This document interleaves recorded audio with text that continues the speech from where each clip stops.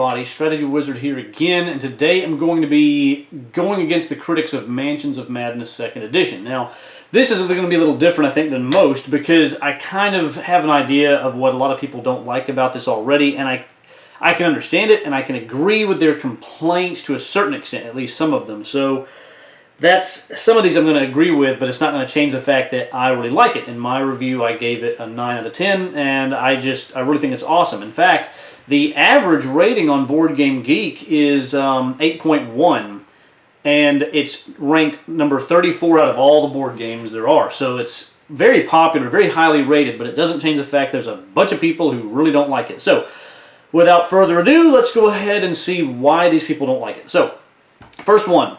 It is not a board game supported by application. It is an application supported with cardboard and plastic. Honestly, whole gameplay should be done in the app. Okay, so I understand this complaint, and I've even thought of this myself. I thought, you know, what would it take? How much little work would it take to have made it a 100% video game, just an app?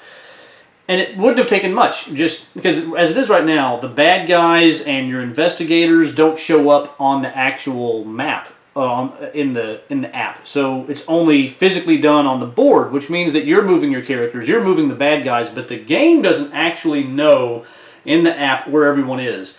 That would probably be fairly easy to implement into the app, but here's the thing. The reason why I think it's still better as a board game is since it's a cooperative game. It'd be one thing if this was a single-player video game. Okay, fine.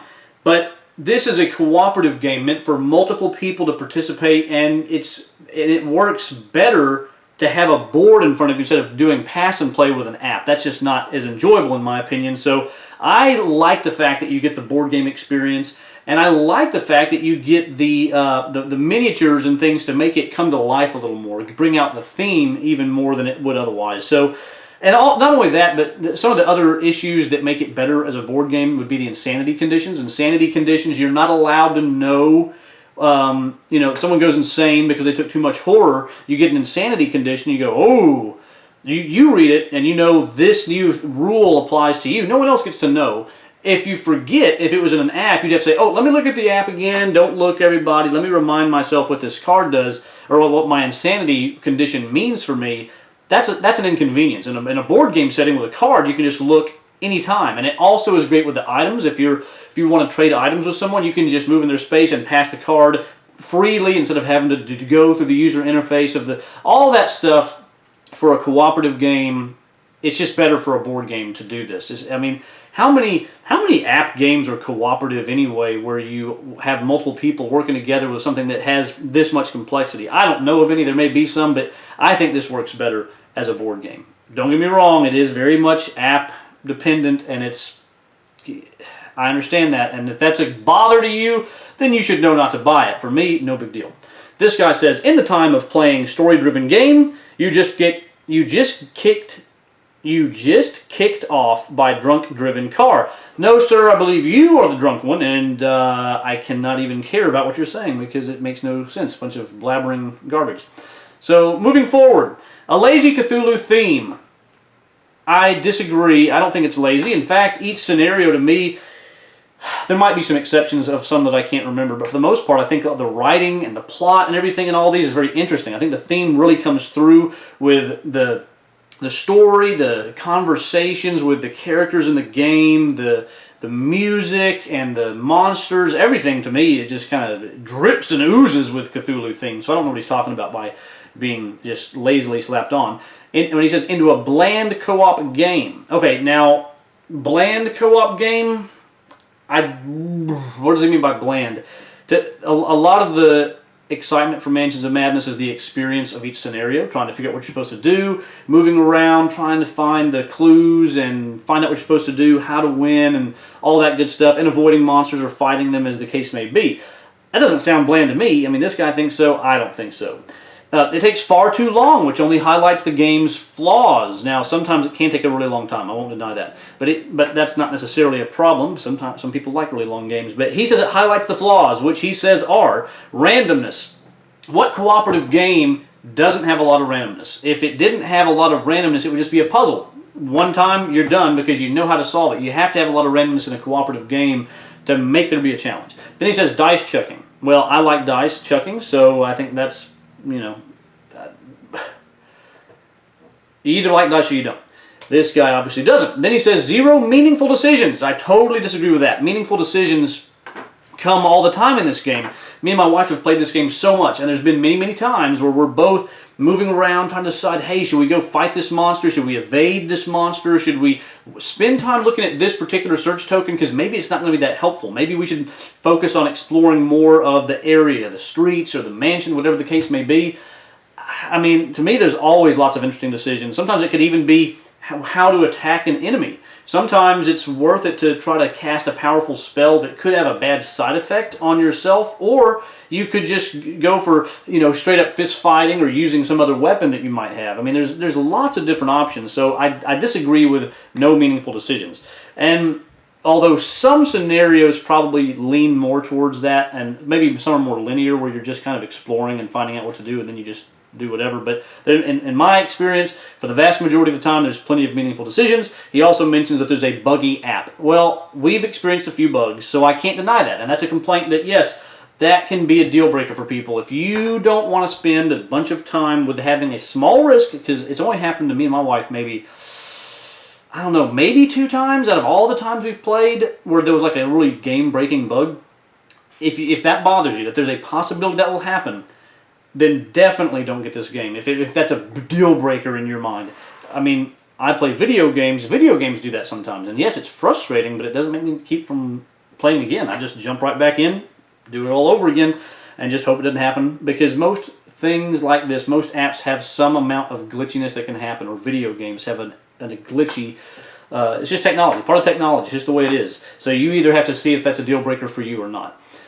He says, if I wanted to waste 3 hours of my life reading such turgid prose, I would seek out some Twilight fanfiction websites. Personally, I think the writing is well done, but, you know, that's personal taste. That's, you know, I can't even describe it to you to say that you would know. That's for you to decide, to find out if you ever play it. He says, I have yet to find the appeal in these Cthulhu games, as most of them have been shocking. I don't know what he means by shocking, but he says the appeal in these Cthulhu games, so my guess is he doesn't like Cthulhu theme, period. I do, so that's another big issue. If you don't like Cthulhu theme, you definitely don't want to play this, because that's kind of the draw, is the experience of, you know, the stories and the environments in the Cthulhu mythos setting. If you don't like that, steer clear. Okay, this guy says, such potential wasted due to lazy scenarios and a greedy company that wants to move on to another game without putting the time into this game that it deserves.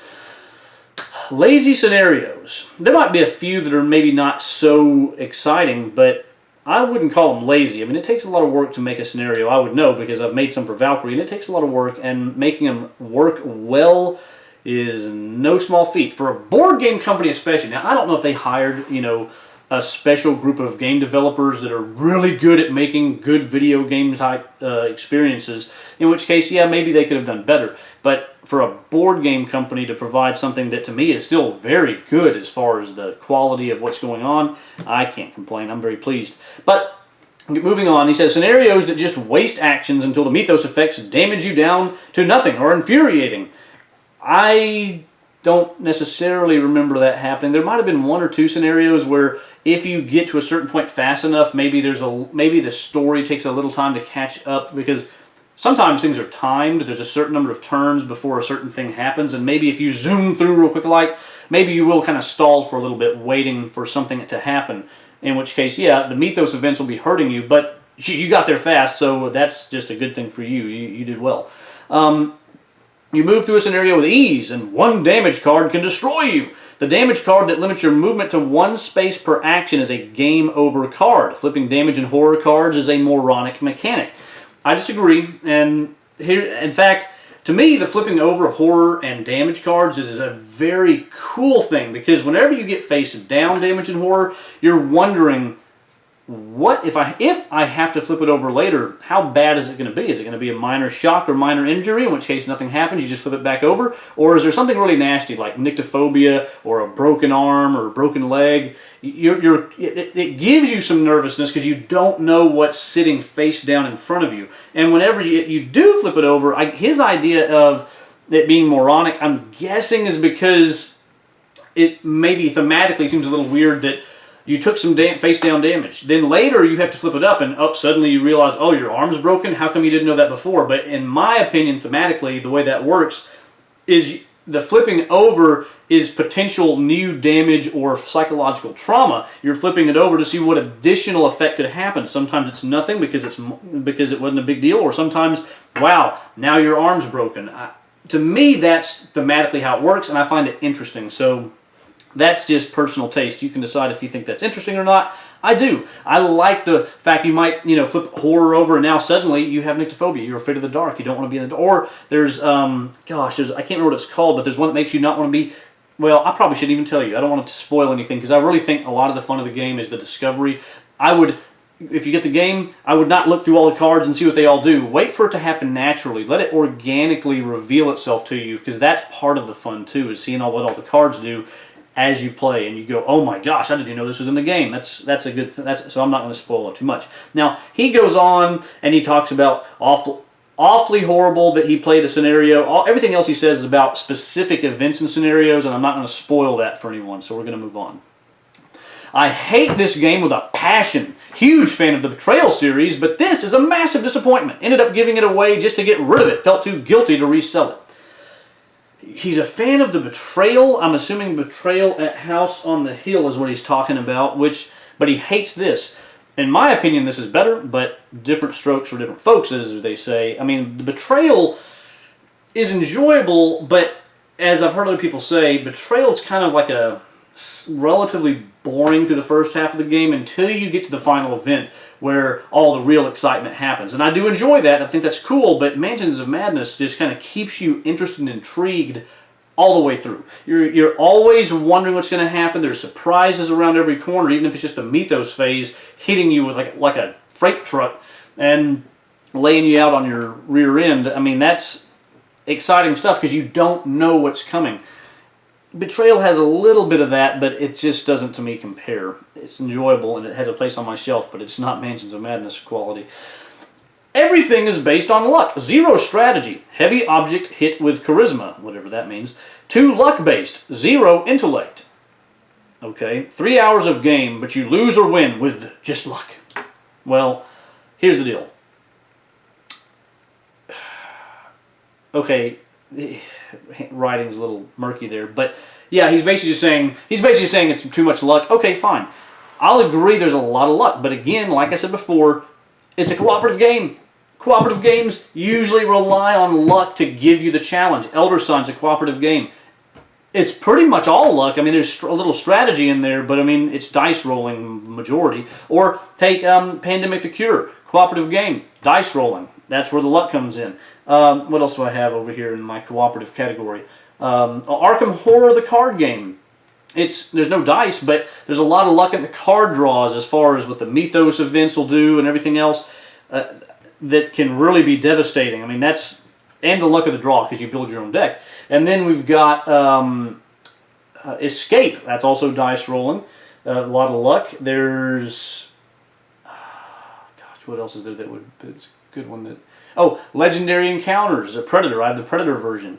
Legendary Encounters is luck because it's a deck building game. Depending on the luck of the draw, and the luck of the draw of the enemies, that decides what happens. Why do these people act like it's so surprising that a cooperative game has a lot of luck? Now, he's going too far when he says it's only luck that matters. That's not true. Your decisions can definitely make a significant impact on whether or not you win the game or not, but it's not just 100% luck. That's just incorrect falsehood. So we'll ignore that and move on.